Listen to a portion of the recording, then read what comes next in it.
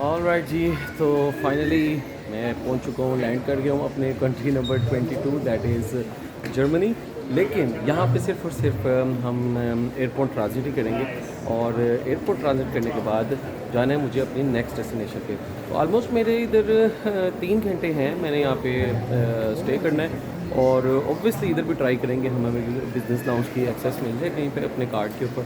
तो अब सीन ये है कि थोड़ा सा फ्रेश होते हैं, सुबह सुबह का टाइम है, 7:30 बजे फ़्लाइट ने लैंड किया, और 11 साढ़े 11 बजे ऑलमोस्ट मेरी नेक्स्ट फ़्लाइट है। और नेक्स्ट फ़्लाइट है जनाब मेरी सर्बिया में, और सर्बिया का शहर है बेलग्रेड, वहाँ जाना है मुझे। और यूरोप के ये कंट्री है, इसको बाल्कन रीजन का कंट्री कहा जाता है। तो इसकी इन्फॉर्मेशन ज़रा हम वहाँ जाके आपको देंगे। फ़िलहाल हम लोग अभी हम का मतलब मैं और आप लोग होते हैं। हम का मतलब ये नहीं कि मेरे साथ यहाँ पे भी कोई लोग हैं, हम का मतलब कि मैं और आप। तो हम लोग मिल के यहाँ से जर्मनी से थोड़ा सा इधर आपको एयरपोर्ट शेयरपोर्ट दिखाता हूँ, खाना शाना खाते हैं, फ्रेश होते हैं, फिर चलेंगे आगे। तो आने ज़रा एयरपोर्ट की वाइब चेक करते हैं कैसा है ट्रांसपोर्ट, इसकी रेटिंग।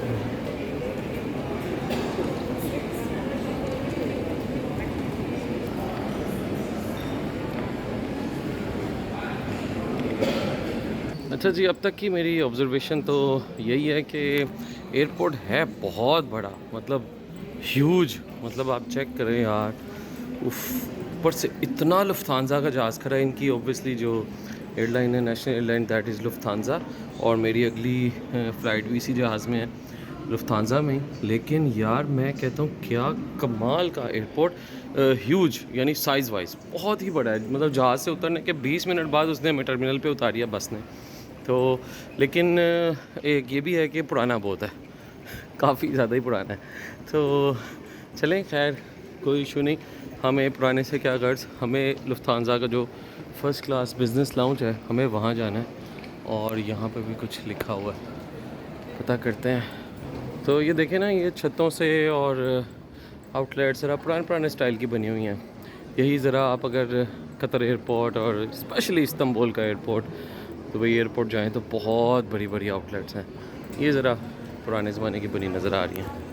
हमें एक्सेस मिल गया है, ये इसका सिटिंग एरिया है। ज़रा अपने मतलब की जगह पे चलते हैं, क्या क्या पड़ा अभी। सबसे पहले फ्रूट पड़ा है, फिर ये इनकी विस्की बियर शेयर की जगह है, उसके बाद this is cold drink area, और फिर इनकी बियर शेयर पड़ी हैं। अब केक्स आ गए हैं, यहाँ पे आ गई है कॉफ़ी शॉफ़ी सीन, बाद आ गए हैं यहाँ पे चीज़ सैलड्स। और अब ब्रेकफास्ट आइटम है, बिकॉज सुबह सुबह का टाइम है। तो ये एग पुडिंग है, बॉइल्ड एग है, और मैश पोटैटो है, हैश ब्राउन्स हैं, these are breads, some buns, croissants। ये एक दफ़ा फिर से ममनुआ इलाका आ गया है। ये कॉर्नफ्लेक्स वाली आइटम्स हैं कुछ, ये फ्रूट्स, योगर्ट फ्लेवर्ड। तो चलें अब ज़रा बिज़नेस लॉन्ज में कुछ जगह चूज़ करते हैं अपनी, जहाँ पे हमारी लैपटॉप की चार्जिंग सॉकेट लग जाए, और फिर ज़रा ब्रेकफास्ट करते हैं। अभी तक का सच बताऊँ तो जितने भी लॉन्जेस से होता हुआ आ रहा हूँ मैं, सबसे ज़बरदस्त और बेस्ट जो मुझे लगा वो था नंबर 1 इस्तंबुल का। अब और वैसे जो लास्ट टोरंटो का आया हूँ उनकी भी अच्छी थी आइटम्स, लेकिन लिमिटेड थी। लेकिन टोरंटो वाला यार, वो उसका इस्तंबुल वाला वो ज़बरदस्त था। चलिए जी, अच्छा टाइम स्पेंड हो गया बिज़नेस लाउंज के अंदर, और अब फ़्लाइट उड़ने में तकरीबन 30 मिनट रह गए, और मैं थोड़ा सा लेट हो गया।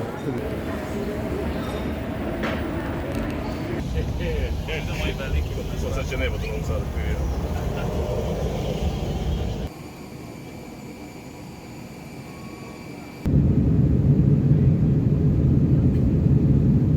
जर्मनी से उड़ने के बाद जब जहाज़ सर्बिया की हदूद में एंटर हुआ तो नीचे के नज़ारे देखकर डबल खुशी हो रही थी।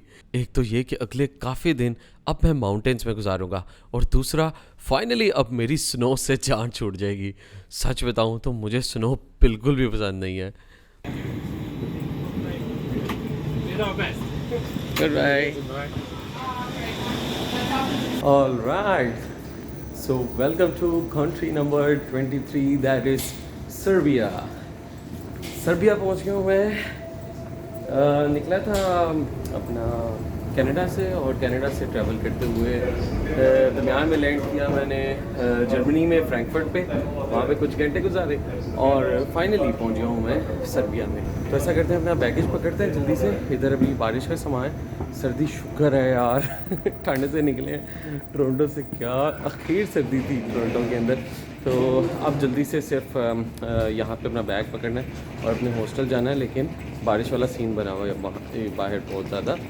तो हॉस्टल पहुँचते हैं, रेस्ट करेंगे और कल फिर इंशाल्लाह आपको दिखाएंगे सर्बिया का खूबसूरत शहर, उनका कैपिटल बेलग्रेड। ले जी, पहुँचते ही जो है वो इमिग्रेशन जो है वो तो बड़ी अच्छी हुई है, और बस उन्होंने वही यूएसए का मेरा वीज़ा देखा। जैसे मैंने आपको बताया था कि ये जितने भी बाल्कन कंट्रीज़ हैं, ये यूरोप के कुछ 5 से 6 कंट्रीज़ हैं जिनको बाल्कन कंट्रीज़ कहा जाता है। उसके अंदर सर्बिया का भी जो है वो शुमार होता है। तो बाल्कन कंट्री में ये सिर्फ और सिर्फ जो है आपका यूएस का वीज़ा चेक करते हैं और आपको एंट्री दे देते हैं। अभी मसला ये है कि तकरीबन अभी 1 घंटा हो गया है। 1 घंटा गुजरने के बावजूद हमारे आधे जहाज़ के लोगों के बैग्स नहीं आ रहे। आप मेरे पीछे देख रहे होंगे, काफ़ी टच लगा हुआ है सर। तो ये देखें, लोग जो हैं वो कैसे खिड़कियों में से उसमें से ढूंढ रहे हैं कि शायद उनका बैग आ जाए। ओके, आ गया है अपना बैग। चलें जी, बैग तो ले लिया है मैंने। कहा आप को थोड़ा सा सिम का भी बता दूं सीन। यहाँ पे ये है ये टेल कंपनी, और ये 2 पैकेज दे रहे हैं टूरिस्ट के लिए, 7 डेज़ का और 15 डेज़ का, और ये 400 RSD। तो इनका और हमारा जो है वो 2 रुपीज़ का फ़र्क है, यानी इनके 400 पाकिस्तान के 800 रुपीज़ बन जाएंगे। तो हमारे 2 रुपीज़ बनते हैं, इनका 1 जो है इनकी करेंसी। ये है टूरिस्ट इंफॉर्मेशन सेंटर, ये भी अच्छा है। तो मैंने अब सिटी सेंटर में जाना है, इनसे पता कर लेते हैं कौन सी बस लेके मुझे जाना चाहिए। ओके जी, तो ये एयरपोर्ट पे ही है मनी एक्सचेंज ऑफिस, और यहाँ से मैंने $20 सिर्फ एक्सचेंज करवाया और मुझे 2100 दिनार मिल गए हैं। तो इनकी करेंसी दिनार है भाई। मुझे बड़ी हैरानगी हुई है कि ये अरेबिक क्या श्योर सो बड़ी मुझे हैरानगी हुई है कि यार ये एक यूरोपियन कंट्री है, लेकिन इनकी करेंसी जो है वो अरेबिक है, दिनार। इसका मतलब है इसकी हिस्ट्री एक्सप्लोर करने का मज़ा आने वाला है भाई। चलें जी, बाहर चलते हैं, वो बस पकड़नी है, लेट हो गए हैं काफ़ी। ऑलराइट जी, एयरपोर्ट से बाहर आ गया हूँ। ये कुछ इनकी कंस्ट्रक्शन का वैसे काम चल रहा है अभी, लेकिन एयरपोर्ट बस सादा से ही था, बस बिल्कुल हमारे पाकिस्तान की तरह का ही था। और मज़े की बात यह है कि एयरपोर्ट का नाम है निकोला टेस्ला। तो हम बेसिकली टेस्ला के शहर में आए हैं, और टेस्ला आपको पता है भैया आजकल तो टेस्ला हुई पड़ी है। तो टेस्ला की भी क्या हिस्ट्री है वो भी यहाँ पे आपको बताएंगे, खुद भी सीखेंगे, आपको भी सिखाएंगे। अभी काले स्याह बादल है भाई, होटल पहुँचना है जल्दी ताकि बारिश ना हो जाए। ये हैं जी एयरपोर्ट से बाहर के मनाज़र।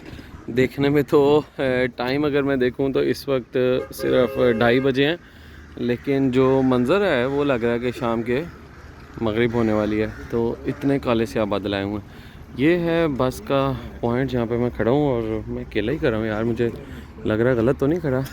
ये कोई और बसें हैं, तो गूगल मैप मुझे बता रहा है कि यहीं पे स्टॉप है आपका, इस पे बैठ के जाना है अभी। तो मेरे ख्याल से हो गया था 200 दिनार लेगा आपसे, पाकिस्तानी 400 रुपये आलमोस्ट। बहुत शोर है अभी, बहुत शोर है परिंदों का।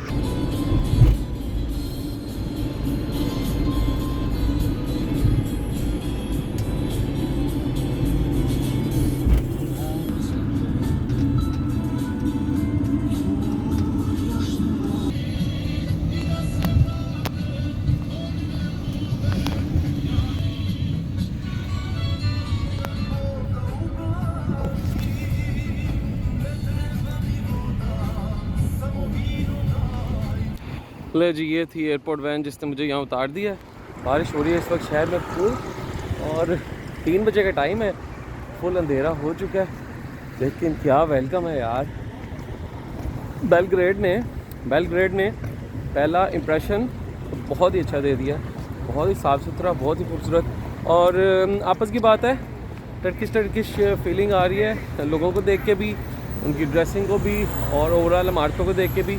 और उसकी बड़ी वजह भी यही है कि ये कंट्रीज़ जितने भी थे बाल्कन रीजन, ये सारे ऑटोमन एम्पायर के अंडर ही रहे हैं। उसी की वजह से आपको यहाँ पे अब हमें ऑटोमन्स का कुछ ना कुछ टच मिलता रहेगा, जो कि टर्की से मिलता जुलता ही है। तो अभी वेट करते हैं। ये है मेरे पीछे बस स्टॉप, और बस स्टॉप से अभी दूसरी वैन पकड़नी है, वैन नहीं बस पकड़नी है, और वो बस फिर मुझे लेके जाएगी अपने हॉस्टल की तरफ। सबसे ज़्यादा सुकून जो मुझे मिला यहाँ पे आने के बाद वो यही है कि यार एटलीस्ट सर्दी से जान छुट्टी है। जो कनाडा में इतनी एक्सट्रीम सर्दी मिलने लग गई थी वो यहाँ पे अब आगे प्लेजेंट सर्दी में कन्वर्ट हो गई, और अब ये सर्दी कुछ लग ही नहीं रही। तो बारिश में बस लेकर मैं पहुंच गया अपने हॉस्टल, जहां मेरी दोस्ती हो गई उनके खूबसूरत डॉगी से। बेलग्रेड का ये शहर कैसा है ये मैं अब कल एक्सप्लोर करूंगा। अभी बहुत थकावट हो गई है। मिलता हूँ आपसे फिर नेक्स्ट एपिसोड में।